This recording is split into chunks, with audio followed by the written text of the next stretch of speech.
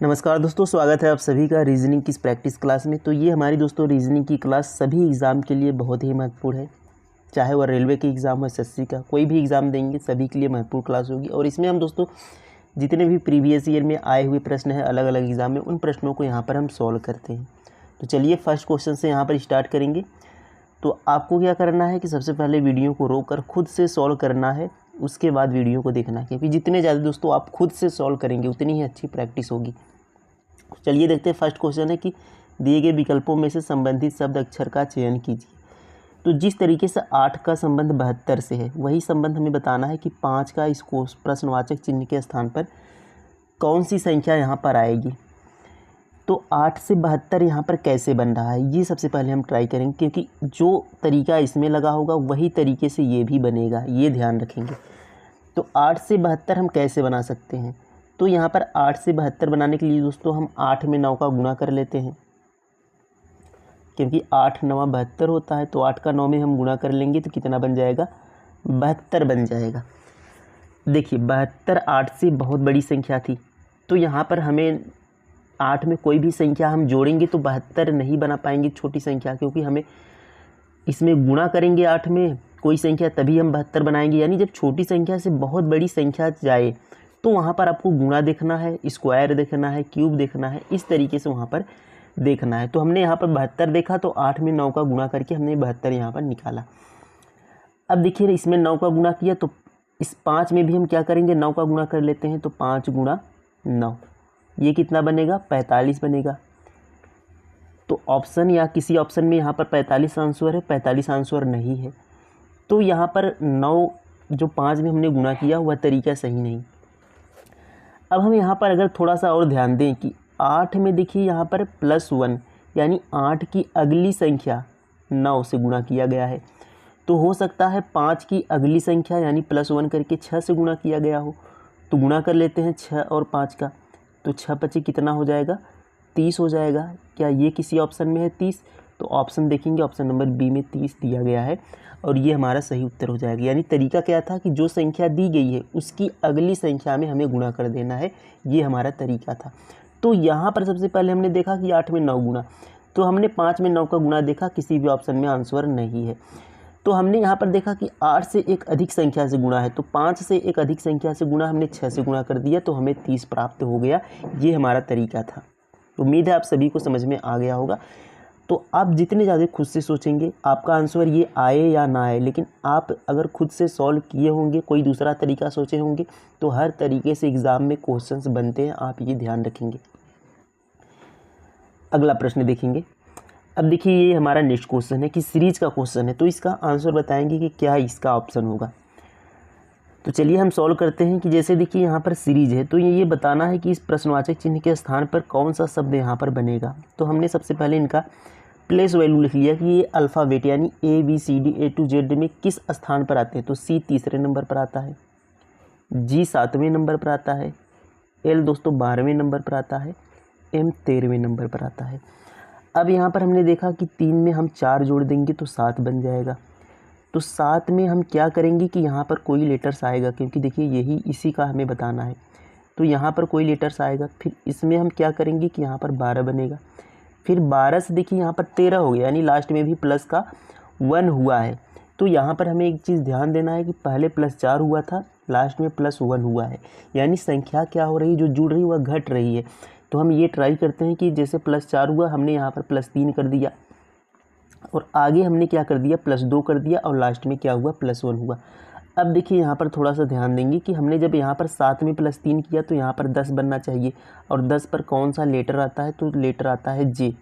तो यहाँ पर हम लिख देते हैं J आता है, तो यहाँ पर हमने भी लिख दिया कि 10 पर आता है J।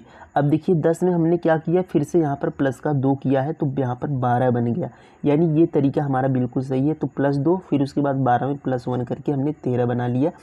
तो ये तरीका हमारा बिल्कुल सही कि जो संख्याएँ हैं वह यहाँ पर जुड़ रही हैं, लेकिन एक एक कम हो रही हैं।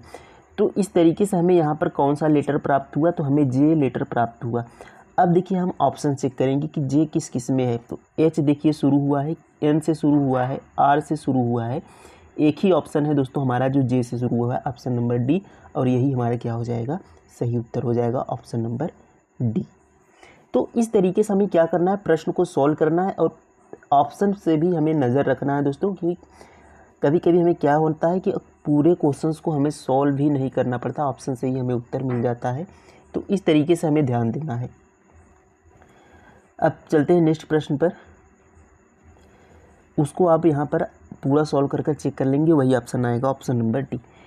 अब देखिए अगला प्रश्न यहाँ पर है, ट्रांसफ़र का कोड क्या लिखा गया है, RTNAFSRE है, तो एलिफेंट को कोड किस भाषा में लिखा जाएगा। तो यहाँ पर आपने ध्यान दिया होगा कि ट्रांसफ़र आपने पढ़ा कि TRANSFER, तो RTNASFER मतलब यहाँ पर सारे लेटर्स आपको वही दिख रहे होंगे, केवल इनका क्रम यहाँ पर आगे पीछे हो गया है, लेकिन लेटर्स आपको वही दिख रहे होंगे। तो यहाँ पर देखिए इन लेटर्स को किस तरीके से यहाँ पर बनाया गया है, कि कैसा इसका क्रम दिया गया है, तो हम उन्हें चेक करेंगे। अब देखिए यहाँ पर पहले टी था, तो टी को दूसरे नंबर पर कर दिया गया, दूसरे नंबर पर आर था, आर को यहाँ पर पहले पर कर दिया गया। अब उसी तरीके से देखेंगे ए यहाँ पर तीसरे पर था, ए को चौथे पर कर दिया गया, एन चौथे पर था, एन को तीसरे पर कर दिया गया।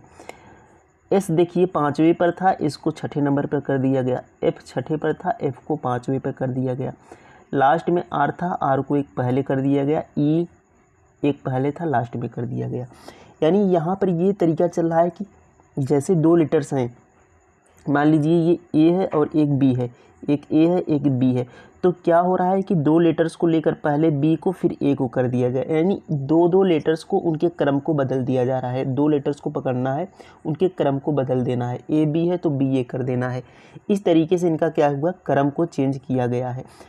तो अब हम इस तरीके से ही अगली यहाँ पर लेटर्स को बनाएंगे। क्या करना है, केवल उनके क्या करना है दोस्तों, क्रम को यहाँ पर बदलना है। तो इसी तरीके से बनाएंगे, जैसे ई एल है तो एल ई कर देंगे, ई पी है तो पी ई कर देंगे, एच ए है तो ए एच कर देंगे, एन टी है तो टी एन कर देंगे।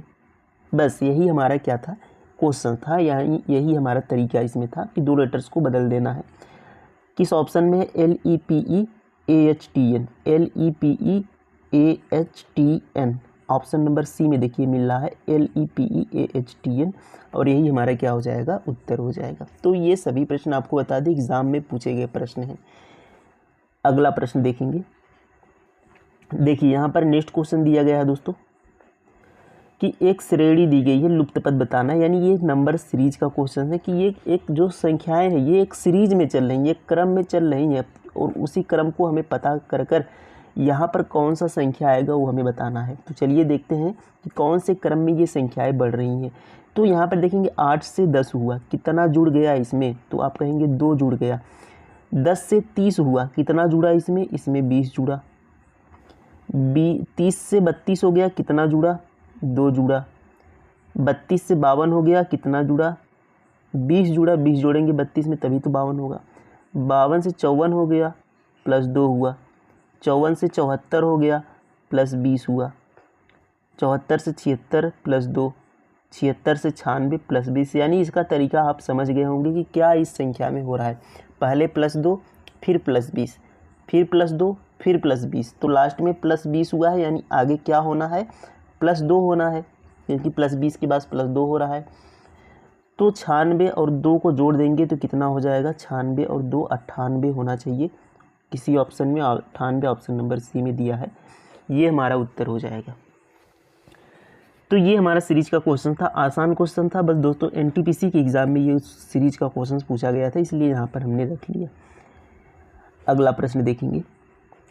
अब देखिए यहाँ पर जिस तरीके से हमने पहला एनालॉजी का क्वेश्चन किया था कि वो था नंबर्स एनालॉजी, यानी 2 नंबर्स दिए रहेंगे, अनुपात रहेगा, समानुपात का चिन्ह, इस तरीके से हमें बताना है अगले का, वो नंबर्स एनालॉजी में आता है। और ये हमारा जो है ये भी देखिए अनुपात समानुपात वाला है, यानी ये हमारा लेटर्स एनालॉजी में है, यहाँ पर अनुपात है, यहाँ पर समानुपात। तो इसका ये मतलब होता है कि 2 अनुपात वालों को सबसे पहले हमें देखना है, समानुपात के बाद वाले 2 अनुपात को हमें संबंध देखना है, और जो रिलेशन संबंध इसमें होगा वही रिलेशन संबंध इसमें भी लगेगा। ये हमारा इसका सॉल्व करने का तरीका होता है। इसी तरीके से नंबर्स में भी होता है और लेटर्स में भी वही तरीका, दोनों का सेम है। तो अब इनको हम देखते हैं किस तरीके से यहाँ पर हम सॉल्व करेंगे। तो हम इनका भी क्या कर लेते हैं, सबसे पहले प्लेस वैल्यू लिख लेते हैं, यानी किस स्थान पर आते हैं ABCD में। तो ई आता है 5वें पर, एफ आता है 6ठे पर, जी आता है 7वें पर, वी आता है दोस्तों यहाँ पर अलग कलर से कर लेते हैं इसको, वी आता है 22 पर, यू आता है 21 पर, टी आता है 20 पर। अब उसी तरीके से हम देखेंगे कि के कितने पर आता है, के आता है 11 पर, एल आता है 12 पर, ये आपको याद होना चाहिए, एम आता है 13 पर। अब देखेंगे इसको कि किस तरीके से यहाँ पर ये संख्या बन रही है। देखिए पहले से पहले पर जाएंगे तो 5 से 22 हो गया, तो ई 5 पे है, वी 22 पे, तो 5 से 22 हो गया, 5 से 22। तो यहाँ पर हमने 5 से 22 देखा और 6 से 21 देखा, तो यहाँ पर हमें समझ में आ गया, क्योंकि दोस्तों यहाँ पर 5 और 22 दोनों को जोड़ेंगे तो 27 बनेगा। 5 और 22 इन दोनों को लेटर्स की संख्या को जोड़ेंगे तो 27 बनेगा। 6 और 21 यानी दूसरे वाले को जोड़ेंगे तो भी क्या बनेगा, 27 बनेगा। तो 27 उन्हीं लेटर्स का योग होता है, उन्हीं लेटर्स के स्थान का योग होता है जो एक दूसरे के विपरीत होते हैं, जो एक दूसरे के अपोजिट होते हैं। तो उन्हीं का क्या होता है, लेटर्स का योग 27 होता है, यानी एक दूसरे का विपरीत। तो एक दूसरे का विपरीत भी आपको ध्यान रखना है क्या होता है। तो ई का विपरीत क्या होता है, वी होता है। उस तरीके से एफ का विपरीत क्या होता है, यू होता है, और जी का विपरीत क्या होता है, टी होता है, जो कि यहाँ पर भी जी का विपरीत लिखा गया है। अब उसी तरीके से हम दोस्तों क्या कर लेंगे, इनका विपरीत लिख लेंगे। तो देखिए के का विपरीत क्या होता है, पी होता है, और यहाँ पर एल है, एल का विपरीत क्या होता है, ओ होता है, और यहाँ पर दोस्तों एम का विपरीत क्या होता है, एन होता है। तो यहाँ पर जो लेटर्स आए हैं उनको हम विपरीत कैसे याद रख सकते हैं, क्या कोई तरीका है? तो यहाँ पर देखिए कैसे हम ध्यान रख सकते हैं। एक लेटर्स आप याद रखेंगे लव, लव, तो लव से आप याद रखेंगे कि एल ओ जो है, देखिए एल ओ आपस में विपरीत हैं, वी ई जो है ये आपस में विपरीत हैं, तो वी ई आपस में विपरीत है और एल ओ आपस में विपरीत हैं। लव से आप याद रखेंगे, और पी के से याद रख लेंगे कि के पी के विपरीत है, पी के विपरीत है, ये दोनों आपस में विपरीत हैं, पी के, इससे आप याद रख लेंगे। और एम एन से याद रख लेंगे कि ये दोनों आपस में विपरीत हैं। और जीटी से याद रख लेंगे, टीजी या जीटी से कुछ भी याद रख लेंगे कि टीजी आपस में विपरीत हैं। तो ये आप ध्यान रखेंगे तो आपको आसानी हो जाएगी। अगर यदि आपको ध्यान नहीं, आपको याद नहीं होगा, तो आपको चेक करना होगा कि दोनों का योग 27 बनना चाहिए। तो ध्यान रखेंगे इस प्रश्न को। अगले प्रश्न पर चलेंगे। अब देखिए यहाँ पर अगला प्रश्न है कि पी क्यू आर एस और टी उत्तर के सम्मुख होकर एक सीधी रेखा में बैठे हैं। तो उत्तर की ओर सम्मुख है, सीधी रेखा ये है, इस पर बैठे हैं ये। आगे कहा है कि पी एस के ठीक बाएं बैठा है।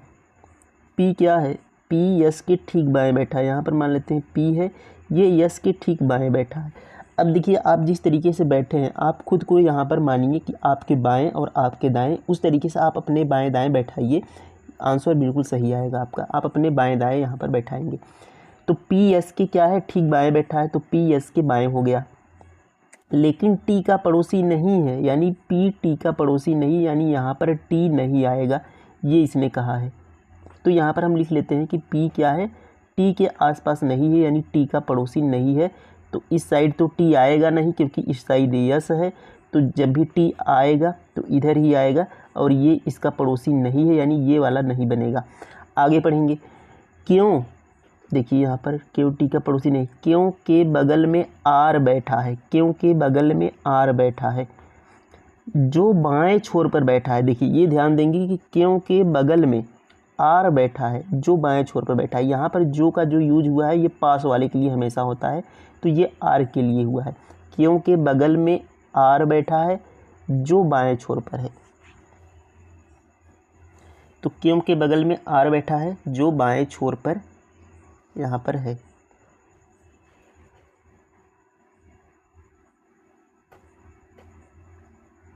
तो क्यों के बगल में आर हो गया, और ये कहाँ पर हो गया, बाएं छोर पर हो गया। अब आगे देखेंगे यहाँ पर कि एस के बाएं कौन बैठा है, यदि टी क्यों के बगल में नहीं है। तो टी क्या है, क्यों के बगल में नहीं है टी, यानी टी यहाँ पर नहीं है।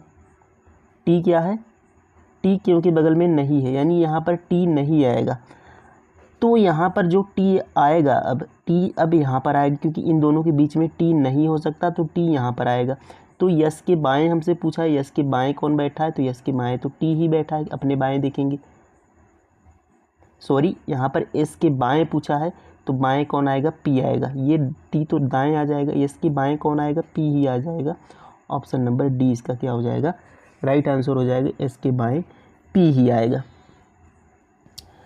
अगले प्रश्न पर चलेंगे। देखिए नेक्स्ट क्वेश्चन है कि निम्नलिखित अनुक्रम में ऐसे कितने 8 हैं जिनके पहले 5 है लेकिन ठीक बाद में 3 नहीं है। तो ऐसे कितने 8 संख्याएं हैं जिनके ठीक बाद में 3 नहीं है लेकिन पहले 5 हैं। तो देखेंगे पहले 5 है लेकिन 3 बाद में भी है, ये वाला नहीं होगा, बाद में 3 नहीं होना चाहिए। अब ये वाला देखिए हो गया, पहले 5 है बाद में 6 है। ये वाला देखेंगे इसमें पहले 5 होना चाहिए लेकिन पहले 3 है। यहाँ पर देखेंगे ये वाला भी होगा, पहले 5 है और बाद में 3 नहीं है, 4 है। आगे देखेंगे ये वाला नहीं होगा, पहले 5 है लेकिन बाद में 3 है। ये वाला देखेंगे ये वाला भी हो जाएगा, पहले 5 है बाद में 7 है। यहाँ पर देखेंगे ये वाला भी हो जाएगा, पहले 5 है और बाद में 2 है। ये वाला भी हो जाए, ये वाला नहीं बनेगा, पहले 5 होना चाहिए। तो कितनी संख्याएं ऐसी बनी, 1 2 3 4, 4 संख्याएं ऐसी बनी है। तो ऑप्शन नंबर डी यहाँ पर 4 सही उत्तर हो जाएगा। नेक्स्ट क्वेश्चन देखेंगे कि अक्षरों के कौन से समूह को दी गई श्रृंखला में क्रमिक रूप से रिक्त स्थान पर रखने पर श्रृंखला पूरी हो जाएगी। तो जब भी आपको ऐसा प्रश्न मिले तो हमें क्या करना है कि सबसे पहले हमें एक ऊपर से यहाँ पर देख लेना है, उसके बाद इनको काउंट करना है, जब ना बने वैसे तब, लेकिन पहले एक बार हमें इसको ज़रूर देख लेना है। और लगभग 80% आपके क्वेश्चंस ऐसे ही बन जाएंगे, आपको यहाँ पर काउंट करने की ज़रूरत नहीं पड़ेगी। कैसे करना है देखिए, बी के बाद डी डी है और यहाँ पर देखेंगे कि बी के पहले ई है, तो यहाँ पर हमें ई रख लेना है बी के पहले। अब देखिए B E B D D, तो यहाँ पर ई बी डी डी, यहाँ पर डी रख लेना क्योंकि यहाँ पर डबल डी है, तो यहाँ पर भी डबल डी होना चाहिए। अब देखिए डी, डबल डी के बाद ई आ गया, तो यहाँ पर भी डबल डी के बाद ई रख लेते हैं। अब देखिए आगे देखेंगे कि यहाँ पर देखिए बी के बाद डबल डी होना चाहिए, यहाँ पर देखिए बी के बाद डबल डी होना चाहिए, तो यहाँ पर भी बी के बाद डबल डी होना चाहिए।